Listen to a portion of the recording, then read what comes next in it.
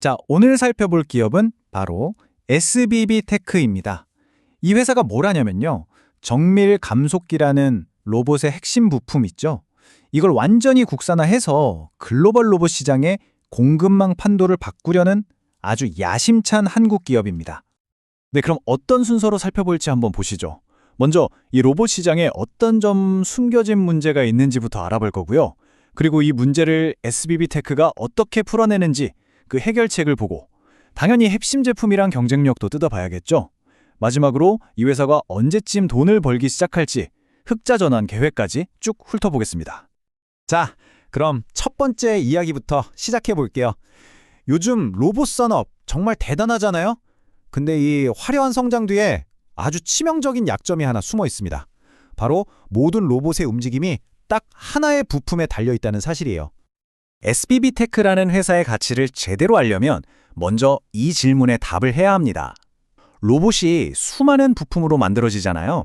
그런데 그 중에서도 로봇의 정밀한 움직임을 좌우하는 가장 중요한 단 하나의 부품, 과연 뭘까요?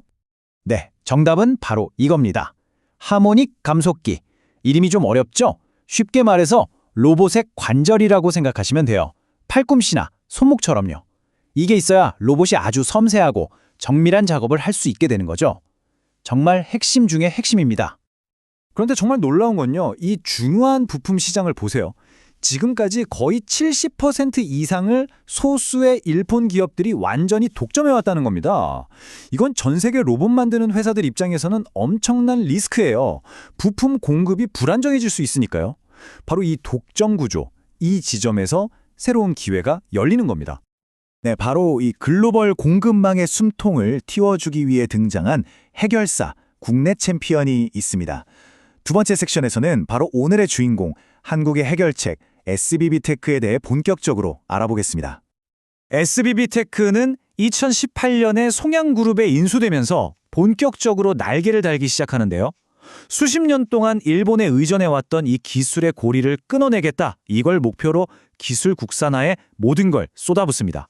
그리고 그 결과 마침내 대한민국을 대표하는 정밀 감속기 전문 기업으로 우뚝 서서 이제 글로벌 시장에 당당히 도전장을 내밀고 있는 거죠.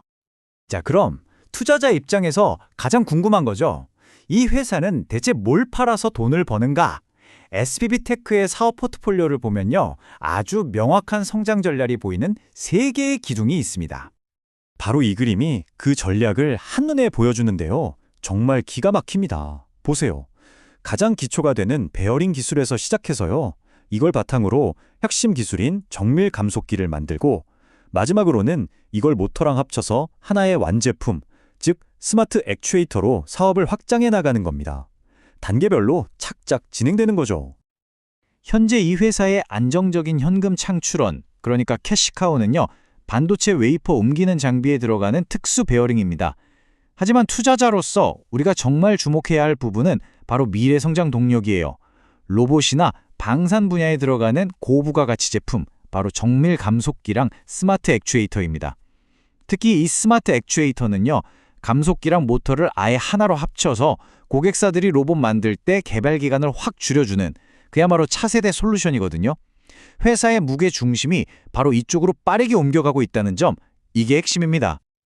근데 생각해보세요. 이미 쟁쟁한 회사들이 꽉 잡고 있는 시장이잖아요.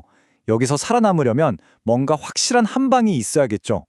SBB테크의 무기는 과연 뭘까요? SBB테크가 내세우는 가장 강력한 무기는 바로 압도적인 가성비입니다. 이 표를 한번 보세요. 성능은 일본의 최고급 제품과 동급인데 가격은 중국 제품과 경쟁할 수 있는 수준이라는 겁니다. 이게 어떤 의미냐면요. 고객사 입장에서는 똑같이 좋은 로봇을 훨씬 싸게 만들 수 있네? 하는 아주 매력적인 제안이 되는 거죠.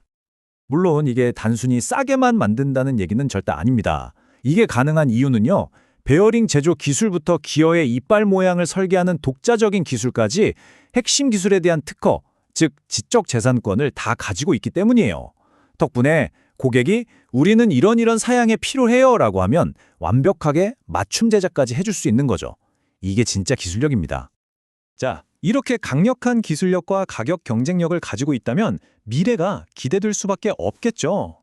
그럼 SBB테크가 그리고 있는 미래는 과연 어떤 모습일지 아주 구체적인 프로젝트 로드맵을 보면서 한번 확인해 보겠습니다. 회사의 성장 계획, 이게 아주 구체적입니다. 뜬구름 잡는 얘기가 아니에요. 바로 올해죠. 2025년 12월부터 모베드라는 이름의 모빌리티 액추에이터 양산이 딱 시작됩니다. 그리고 내년 말 2026년 말부터는 여러 방산 프로젝트 물량이 본격적으로 쏟아져 나오면서 성장에 가속도가 붙을 예정입니다. 물론 당장 눈앞의 계약에만 매달리는 건 아닙니다. 미래를 위한 투자도 아주 활발하게 하고 있어요. 부품을 더 작고 가볍게 만들어서 차세대 로봇에 대응하고요. 요즘 가장 핫한 분야죠. 휴머노이드 로봇의 손가락 같은 데 들어갈 초소형 액추에이터도 개발하고 있습니다. 시장의 트렌드를 놓치지 않고 따라가고 있는 거죠. 자, 아무리 기술이 좋고 성장이 기대된다고 해도 모든 투자자에게 가장 중요한 질문은 딱 하나죠.